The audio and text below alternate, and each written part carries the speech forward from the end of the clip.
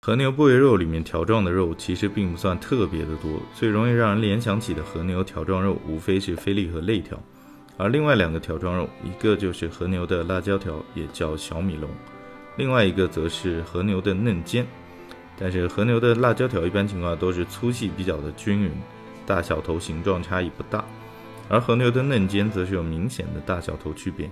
有点像粗锥形。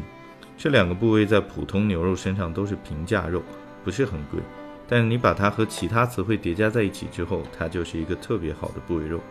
那就是 A5 等级的冰鲜黑毛和牛嫩尖。和牛作为寿司材料去使用，其实大概率是衍生自金枪鱼的寿司，同样红色，同样有脂肪，还是有共通点的。